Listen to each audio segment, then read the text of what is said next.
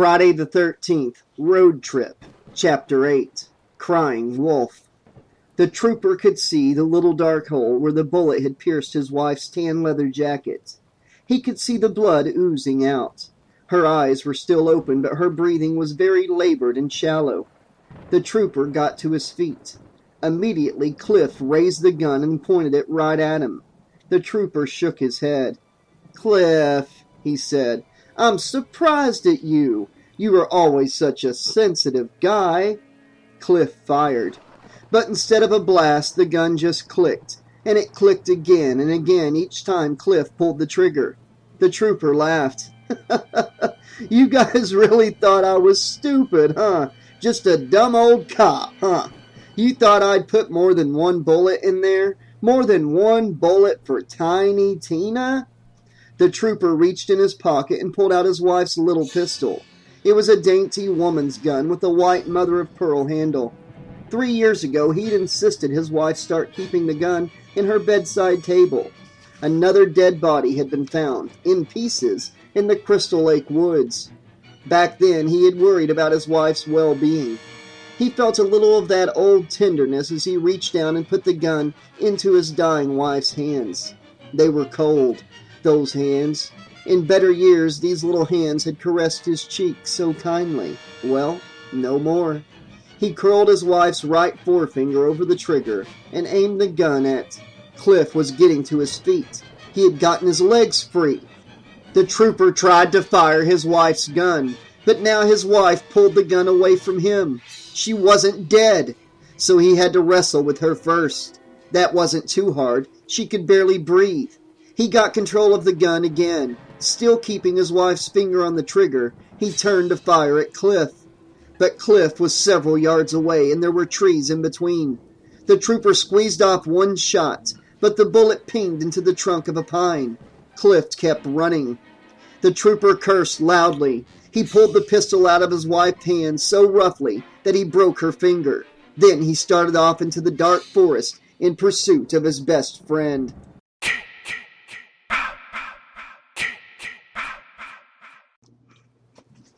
Summer was really starting to enjoy being out in the forest. There was this dark, lush vegetable smell in the air like ripe fruit.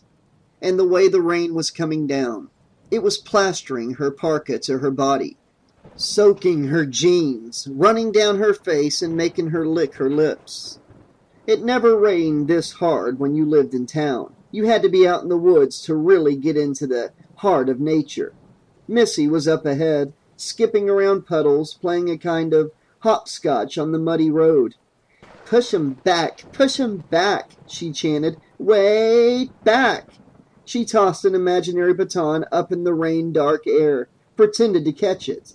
Then she marched backwards, smiling at the rest of the group. Summer smiled back. "I don't like this," Belinda called. "Where are we anyway?" "The woods," Slick told her and slapped his leg, as if he had made a brilliant joke. Dave picked up a rock and tossed it to Slick, who lobbed it back, right over Russ's head. The big linebacker casually reached up a hand like a paw and caught the rock. "Intercepted," he said. "Am I the only one who's got a brain left here?" Belinda demanded. "You guys are acting like this is some kind of party." Slick squinted at her through the downpour. "What do you want us to do?" "Find someone who can help us, maybe," Belinda said. "I want to go home in this lifetime." Slick just laughed. "Hey, Russ," he said, "your girlfriend wants us to find someone who can help us." Russ looked pained. "We're trying," he told Belinda. "Hello!" Dave shouted at the woods, cupping his hand to his mouth. "Anybody home?" As if in response, a streak of lightning cracked down through the dark sky, briefly turning the air a ghostly white. They walked on. The muddy roads seemed to curve endlessly through the woods. So far, they hadn't seen a single turnoff or even a trail. What if they walked and never found a house? Instantly, Summer imagined them all walking until they turned into skeletons. Another lovely image, courtesy of yours truly, she told herself. "I hope we don't get lost," Missy worried. "Missy," Summer said patiently. We've been walking straight since we left the van. We haven't turned once. How can we get lost? Well, I still hope we don't get lost. Missy looked around, apparently trying to orient herself. That big hill is on our left, she said. She pointed at a dark hill that loomed ominously above them. Then Missy looked to her right and stopped. Hey, she said. She left the dirt road and started wading through the thick weeds and brush. Missy, Belinda said impatiently, it's raining. I know, said Missy, squatting down in the weeds. What's she doing? Snickered Slick. Is her making pee-pee? I found a sign, Missy said. Summer tramped off the road toward Missy.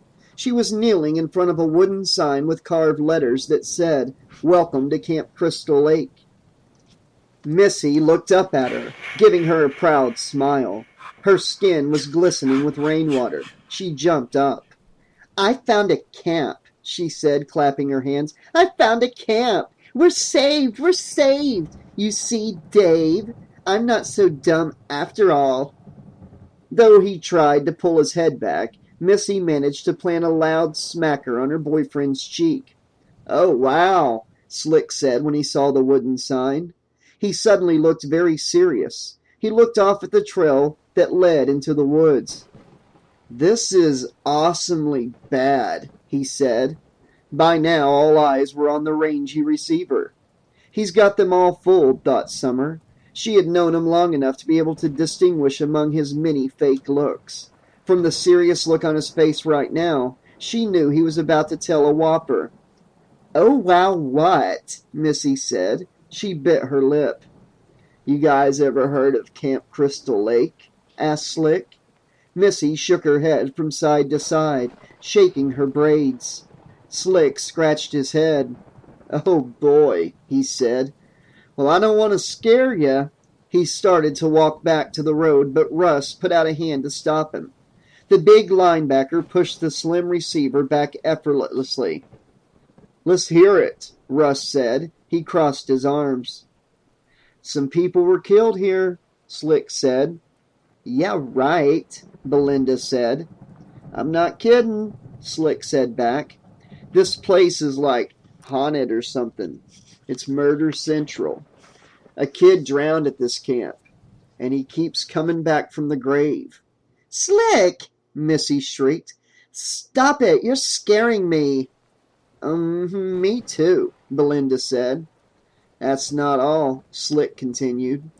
When he comes back, he wears this hockey mask to hide how rotted his face is. Well, they say that if you put the mask on, then he's got you. You know, like possessed. That's enough now, Belinda said in a low voice. Slick ignored her. They had a carnival here this summer, but it was built on hallowed ground because it was built on the site of Jason's murder.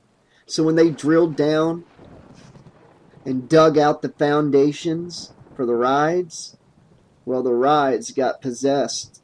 The whole place burned to the ground. They say the only thing that survived from the whole fair were the fake vampire bats from the funhouse. See, these bats... Guys, Summer said, stepping in front of Slick and holding up her hands.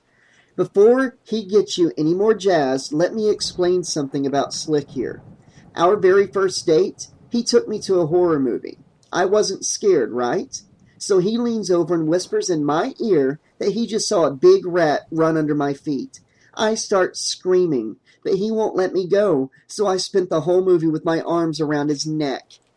Slick had started laughing as soon as he heard what story she was going to tell. And by the time she finished the story, everyone else had joined in. Summer went on. What I'm trying to say is Slick loves to scare people. Slick aimed a finger at her like a gun. You got me, he said. Wait a minute, Russ said. You mean that wasn't true what you said about the murders? Nah, said Slick, shaking his head. And you've never heard of Crystal Lake or Camp Crystal Lake, right? Asked Belinda, sounding like the lawyer she someday planned to be. Right. Belinda punched Russ's big biceps. Russ, how come you let him scare us like this? Belinda, Russ said wearily, not everything is my fault. Wait a minute, Missy said, stamping her foot. I'm getting confused. Like, is it true about the camp or not? Not, said Slick and Dave in unison. So, then we should go look and see if there's someone at the camp who can help us? Missy said. Like, come on. And she charged off down the trail.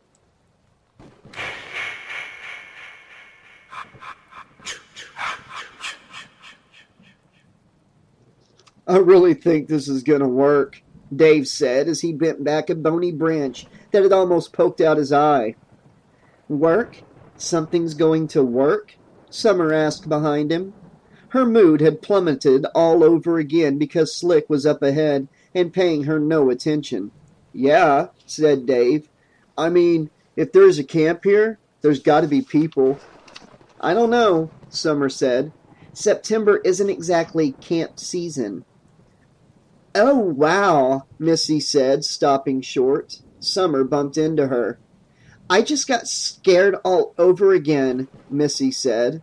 Why? Belinda demanded, sounding annoyed. I don't know. The thought of all these empty, boarded-up cabins, Missy said, her voice a stage whisper. Out in the middle of the woods? Out in the middle of nowhere? Camp closed for the season?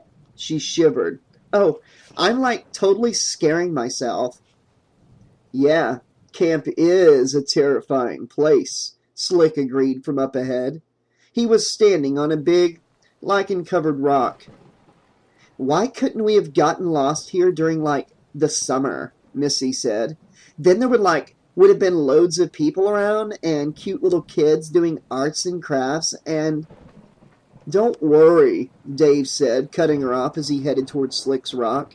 We probably won't find our way home till next summer, and by then camp will start up again. Stop! Cried Missy. Actually, said Slick, there hasn't been any camp here for years. After all the killings, no one's gone near the place. Don't you start that stuff again, warned Belinda. I thought you said you were kidding, Missy said. He is, Dave told her. I am, Slick agreed. Summer was starting to feel a little uneasy. Was he kidding about the camp, or wasn't he? The truth was, that was one of the keys to Slick's appeal. It was almost impossible to pin him down on anything. Suddenly, Slick jumped down off the rock and hurried back toward them along the narrow trail. He grabbed Summer's arm. That she didn't mind so much, but the look on his face, ever so serious and alert, worried her to no end. What? She asked. I hear something, he whispered. Everyone was standing around in the tight cluster, frozen, listening hard. Summer's ears strained to pick up any sounds besides the drumming rain. Then Missy screamed at the top of her lungs. Summer was so scared she grabbed Slick with both hands. Everyone was staring at Missy with horror. She grinned sheepishly. Sorry, she said with a guilty smile. I couldn't stand the tension. You dorkhead, Belinda said, but she was smiling. Come on, Russ said, leading the way down the trail. Hold on, Belinda said. She poked a finger into Slick's taut stomach. You're the one who started this. What did you hear exactly? I don't know. I thought I heard someone following us. Belinda started after Russ. Russ, she said, I want you to make him cut it out. Summer and Slick both started down the trail together, but they stopped again when they saw that Missy and Dave weren't following them. Missy was looking at Dave. Dave was looking terrified.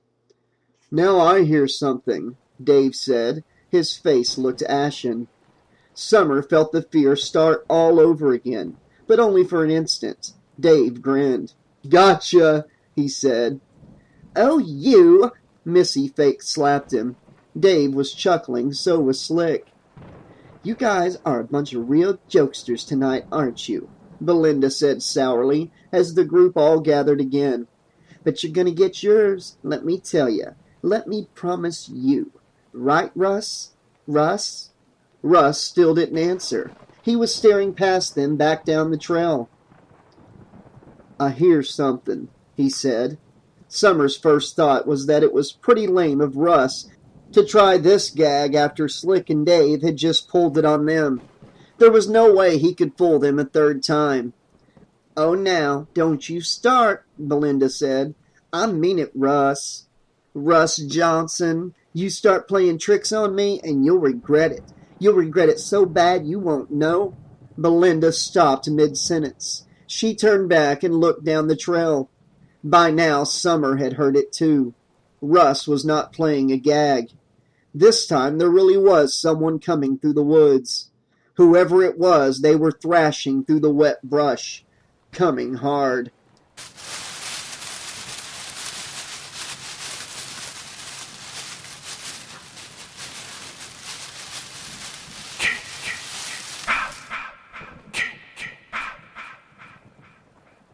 Chapter 9. The Final Whistle. At first, all Summer could see was the dark shape dodging around the trees. Hey, wait up! A voice cried. A high voice. Teddy.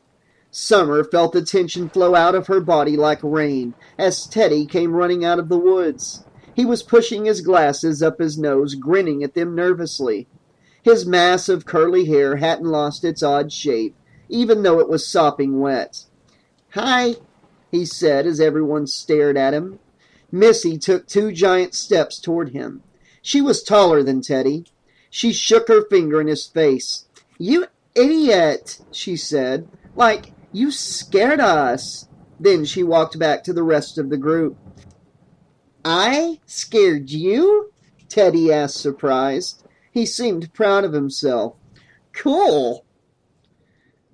What are you doing here, Buzzy? Snapped Belinda.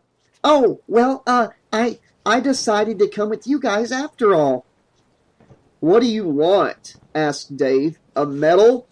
Slick flicked his head, shaking water off himself like a dog.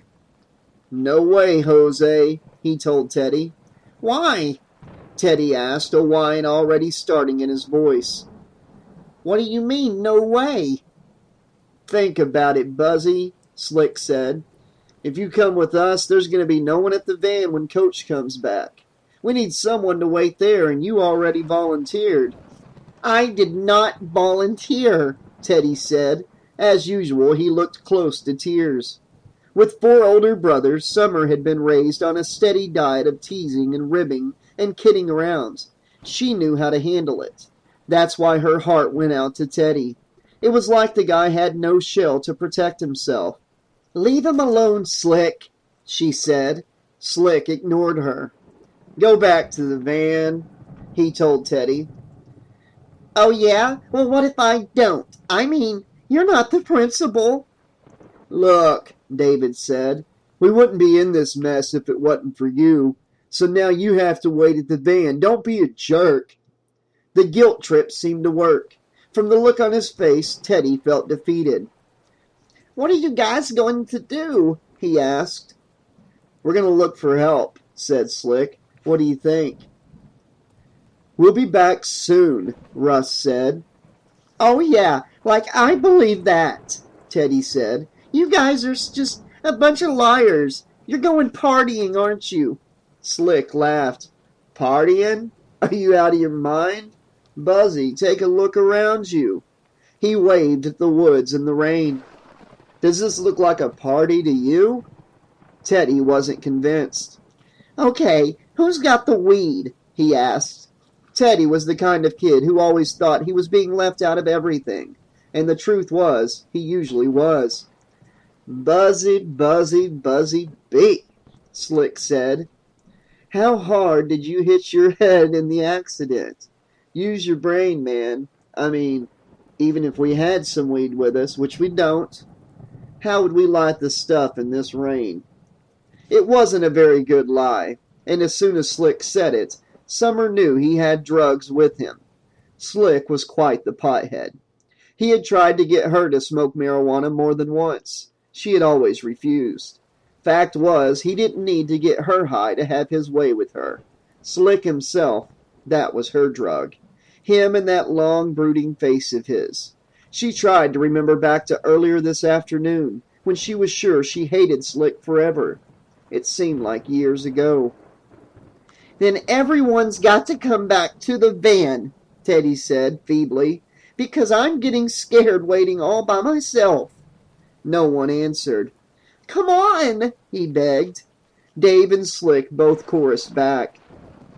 "Aww," at Teddy, and not in a nice way either. "I'll wait with you," Summer said. She started walking back down the trail. Teddy's mouth dropped open, but Slick grabbed Summer's hand. "No way," he told her. "Why not?" she asked in a low voice. "You jealous?"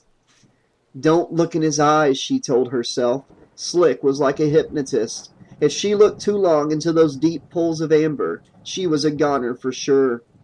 "You're coming with us," he said. It was all he needed to say, too. The idea that Slick wanted her with him had its usual magical effect on her. She could feel herself going brain dead. She turned away from him, looking back at poor, bedraggled Teddy. He looked like a wet rat.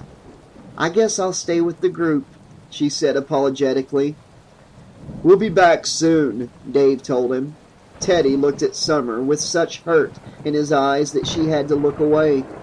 "You better hurry up," Slick called after him as he tromped away down the trail. "Coach will be back any minute."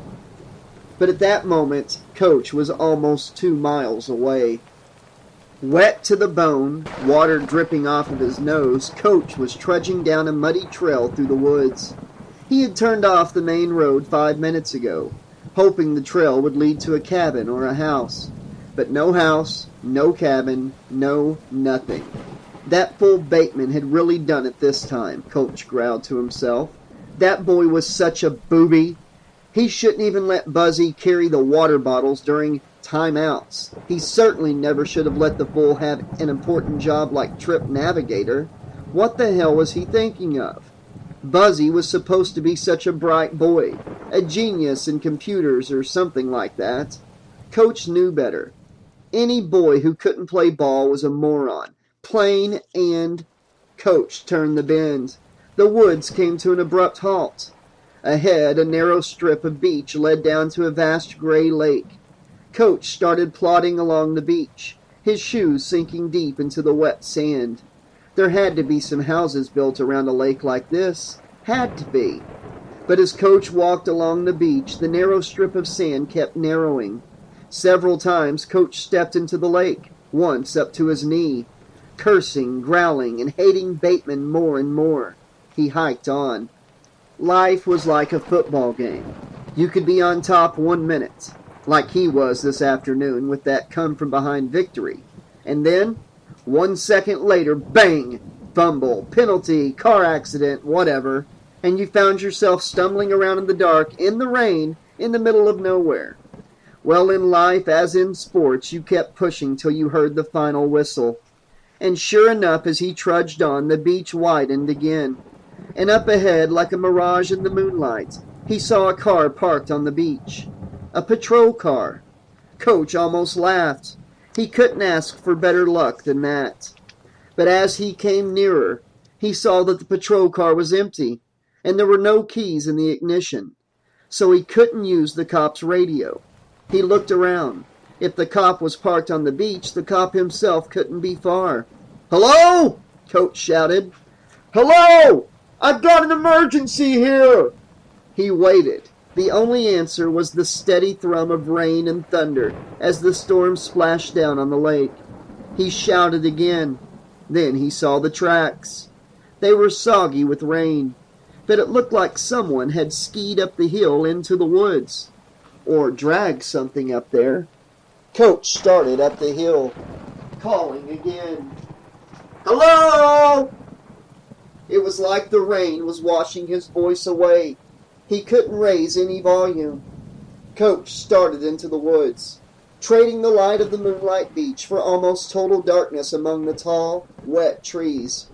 He didn't get far before he heard the rustle of leaves. Something was moving. He whirled, just as the dark figure hit him dead on.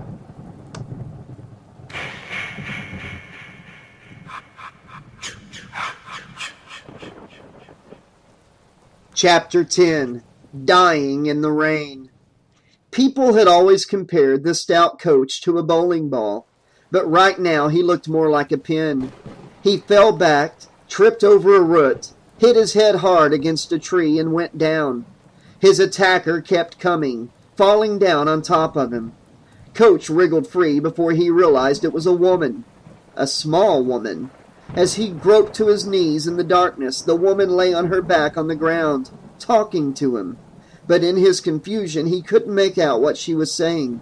Then he realized why. Her mouth was tightly gagged with thick white cloth. Her face was bone white. She was crying. Her hands were bound too, and her legs. Here, he thought he'd been attacked. She must have fallen on him. Then he saw the wide, dark circle on the front of the woman's suede jacket. Blood.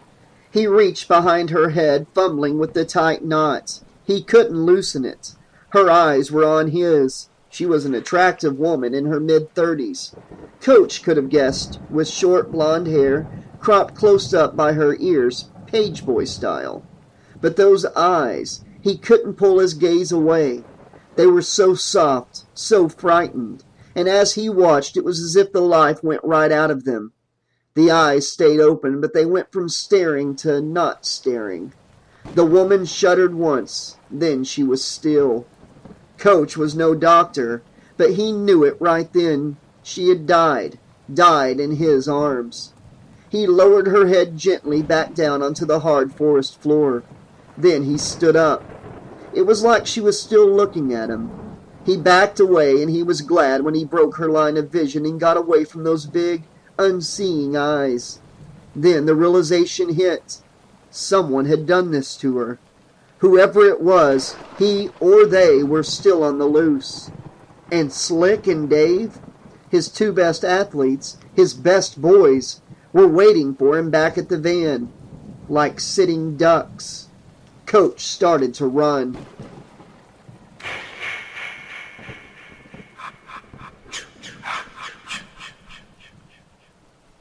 All right, said Slick, rubbing his hands together. Home sweet home, said Summer. They look empty, Missy said. That's just what I was afraid of. They look dark and empty and like scary. The horseshoe of cabins that ringed the clearing all had numbers nailed to the outside. Some of the cabins had screen doors. Others just had dark, gaping doorways. The ramshackle cabins all looked dead. Some camp, Summer said. Well, at least we can get out of the rain, Missy said brightly. She started marching gaily toward the nearest cabin, skipping up the steps. She headed straight in, and as if Missy were the Pied Piper of Hamelin, the other teenagers all followed her inside. Cozy, Summer said. Oh, Summer, Missy said. Always complaining. Yeah, Summer, Slick said. I spent a lot of dough on the rental on this place. Show me a little respect. The cabin was dank and dark. There was a metal bunk bed in the corner. Bare metal, bare springs, like something from a prison. Still, it was good to get out of the rain, Summer had to admit.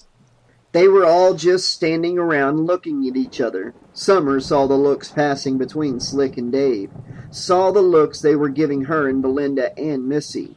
She looked at her friends and saw why. Belinda was wearing a Carville High orange and black t-shirt, and it was plastered to her skin so tightly you could see the straps of her bra. Belinda must have felt them staring because she crossed her arms over her chest. She looked very uncomfortable in that moment. Now what do we do? Missy asked. The question hung in the air, and Summer saw another look pass from Dave to Slick. She knew what they wanted to do. I guess we should hang out here for a while, Russ said. Until the rain lets up. Slick was smiling slyly. What? Belinda demanded angrily. What? Nothing, he said, putting on a face of mock innocence. Just that it looks like we're kind of having ourselves a little wet t-shirt contest now, aren't we? You shut up, Belinda snapped. Russ! Come on, Slick, Russ told him. Lay off. Slick sat down on the bottom bunk, bouncing up and down on the springs and making monkey sounds. Belinda started for the cabin door, but Russ stepped in her way. Where are you going? I'm going to another cabin, she said stiffly, not looking at him. Another cabin? What for? To change. Slick guffawed. What are you going to change into, sticks and leaves? Belinda spun hard, glaring at him. I brought my backpack, remember? You made fun of me, but see, you were wrong. It's good to bring a change of clothes. Come on, she told Summer and Missy. Then she stormed out. Slick just laughed harder. Slick, Summer said. Grow up, really. Slick immediately stopped laughing and gave her a serious blank look. She shook her head, annoyed. Like, come on, Missy said, tugging on her arm. Belinda's right. We should change out of these wet clothes. Into what? Our cheerleading uniforms? Missy shrugged.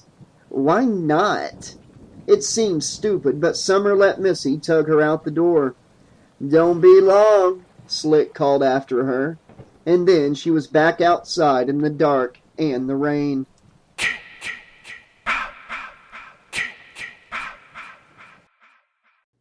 Teddy Bateman kicked the van's rear tire, which had gone flat. They were partying. He was sure of it. They were always shutting him out. Partying with those three beautiful girls. With every cell of his being, Teddy longed to have a girlfriend. He could hold her hand. He could kiss her. He could... who was he fooling? The only time girls ever gave him the time of day was during halftime at a game, when he was wearing his buzzy head. Teddy gave up kicking the van's flat tire. He tried pacing instead. In their short orange and black skirts and tight orange and black shirts, the cheerleaders drove Teddy half crazy with excitement. He sometimes worried that he was going to faint during the halftime show. But even during the game, the joke was that the cheerleaders didn't want anything to do with Buzzy the Bee. They would pull on his stinger or slap his head or push him down. The only girl who was ever nice to him, on the field and off, was Summer. Summer. Every time Teddy looked into those wise eyes of hers, he felt his heart melt. What he wanted to do was throw himself at the girl's feet and say, "Take me, I'm yours." Great thinking, Teddy, he told himself. That was really the way to Summer's heart. What she saw in Slick was totally beyond him. Besides the fact that he was so cool and sexy and handsome and such a star athlete, what did Slick have going for him? Teddy shouted in frustration. If he had wanted to impress Summer, he had sure picked a brilliant way to go about it. He had gotten the team lost. Everyone hated him now. But Coach hated him most of all. Just then Teddy had an idea. Maybe there was a way he could make things up to the coach. He opened the van's front door and took the keys out of the ignition. Then he walked around and unlocked the van's way back. He pulled up the carpet, found the inset metal ring in the metal floor, and lifted the large metal cover. He reached into the van's trunk and pulled out the jack, the tire iron, and the spare. Most kids probably wouldn't have guessed he'd know how to change a tire. Not in a million years. But he did. Of course, the only reason he knew was because his nervous, neurotic accountant of a father was always teaching him safety precautions. The very day he had gotten his learner's permit, Mr. Bateman had spent hours making him practice changing a tire. Just in case, you never know. You get stranded somewhere. You need to know these things, his father had explained with a weak, nervous smile. Well, now they were stranded all right, and maybe if Teddy changed the tire before Coach came back, he wouldn't be quite as angry. Teddy positioned the jack under the rear fender. The car was already at an angle, which made the whole operation a little dicey. But the tree was holding the van securely. He was sure of it. He started to pump up the back of the van. He had only pumped twice when the van's engine roared to life. Teddy was so scared he dropped the lever and shouted, "Oh, Mommy!" He jumped backward. How the engines didn't just turn on by themselves. Then he realized what had happened. Someone had slipped into the van and started the car. Teddy picked up the tool. He was red with shame. Some kids at school had once put a plastic rat in his homeroom desk, so that when he reached for his papers, he had screamed for his mother, just like he just had. And his mother had died of lung cancer whenever he was only 9. Teddy wanted to brain whoever had played this new trick on him. He wanted to kill them for embarrassing him. But when he stalked around to the front of the van, there was no one sitting behind the wheel. Teddy stood very still, listening, trying to hear over the thrum of the car motor. He was sure that whoever was playing this joke on him, Slick most likely, was creeping off through the dark. Teddy was about to go after him when the van's windshield wipers started wiping frantically, back and forth. Teddy backed away from the van, the tire iron starting to shake in his wet hands. Because from where he was standing, he could see that there was no one sitting behind the wheel of the van, and that meant the van's headlights turned on, throwing 2 big white spotlights on the battered trunk of the old oak. Teddy backed away, horror-struck. The van backed up as well. Its engine revved once and twice. For one crazy second, Teddy thought the van was going to come after him. He was set to run, but the van drove straight back down the incline, ramming the tree all over again. Then the van backed up again. Over and over the big white van charged, and with each attack, it splintered off more bark and wood from the old oak tree's wide trunk. Glass from the van's windshield was shattering with every attack. The left headlight went out. Then the bumper came off. But the van kept coming, until finally the car sheared off from the tree, flew down the ravine, and smashed itself against another oak 20 yards down the hill. The one working headlight glowed out. The wipers slowly stopped. The engine shut down with a groan and a sigh. Teddy watched the van for a long while, not trusting that it would stay dead. Then he smelled smoke. It was a harsh, mustard smell that burned its way into his nose. He turned back toward the tree. Yellowish smoke was snaking out of a gash in the bark. And strange, Teddy felt himself drawn forward, toward the burning wood.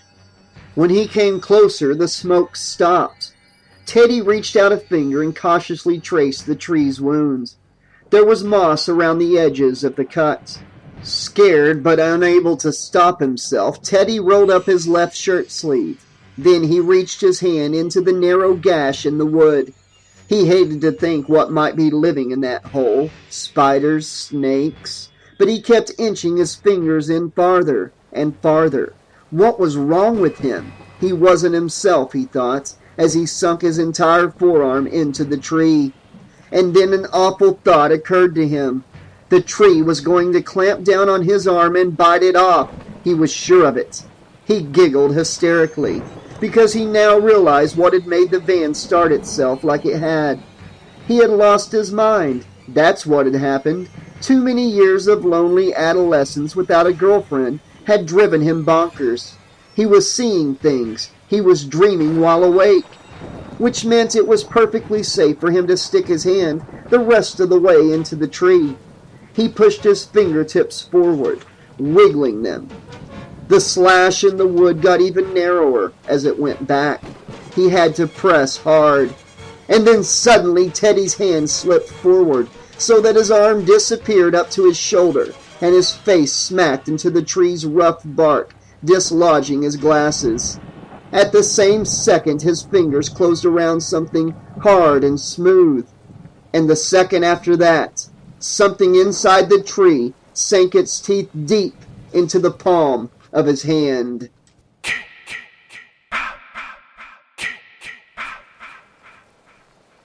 Chapter 11.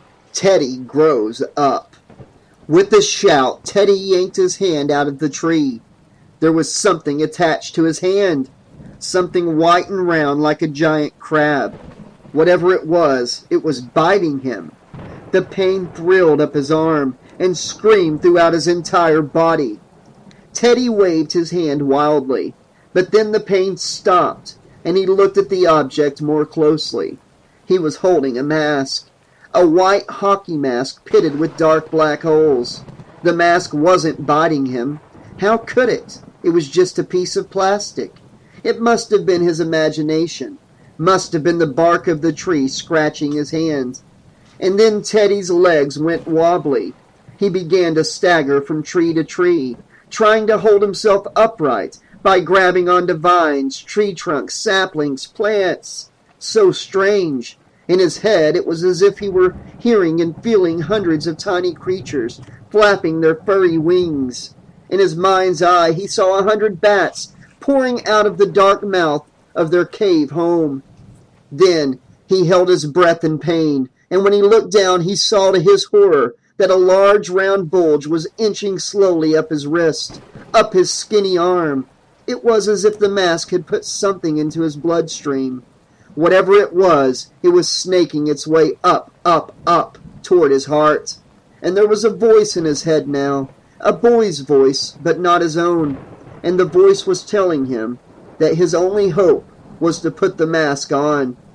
Put the mask on, now. Feeling faint, Teddy slipped the mask onto his head. Instantly he started screaming in pain. He staggered down the ravine, fell, rolling in the wet leaves, tumbling all the way down to the van. He grabbed the van's door handle, pulled himself up, but then the pain started again.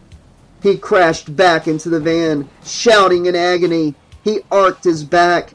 His arms raised themselves in the air like paws, then slapped onto the mask from both sides. But he couldn't get the mask off, and then he realized that he didn't want to take the mask off. Teddy groaned with pleasure. Suddenly he was feeling stronger every second. He looked down in amazement at his skinny arms as the biceps popped out. First the left, then the right, like that moment when a balloon first begins to inflate. There was a loud scrape of skin against metal as his body spurted up several inches in height.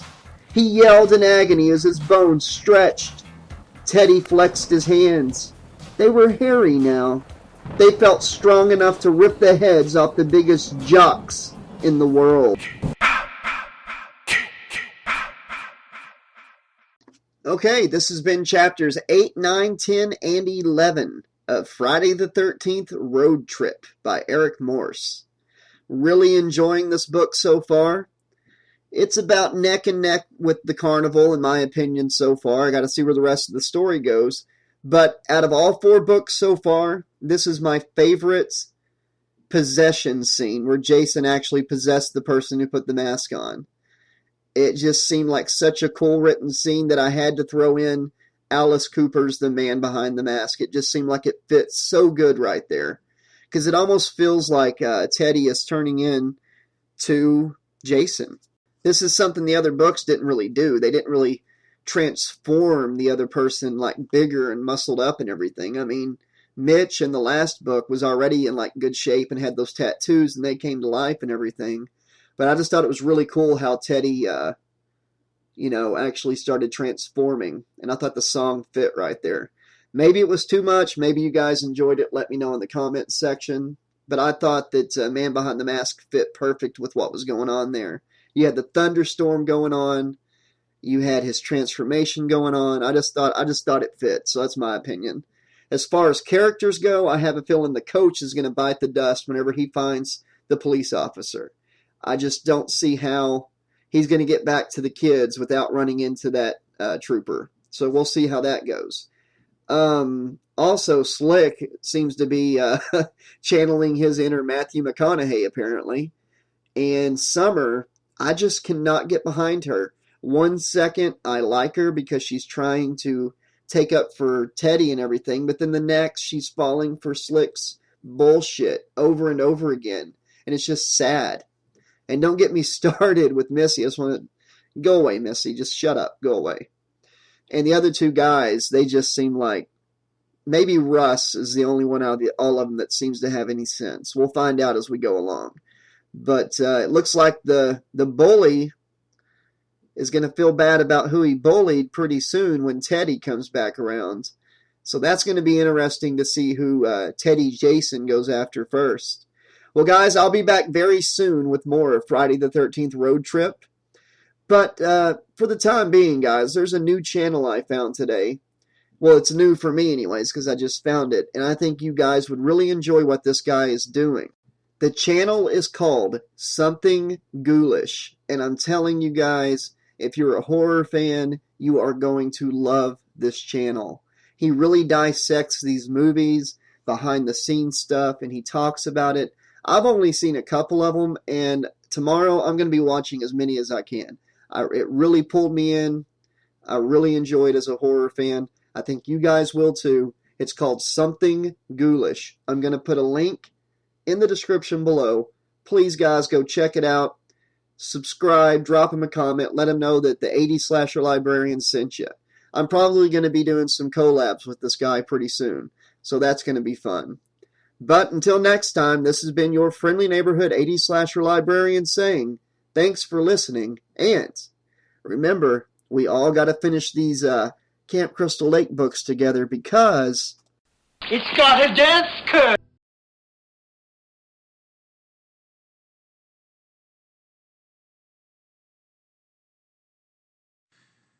Okay, stay there. Stay there.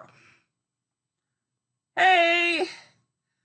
This is William Pattison, known to Friday the 13th fans as Eric Morris, and you are listening to 80s Slasher Librarian's narration of my book, Friday the 13th Road Trip.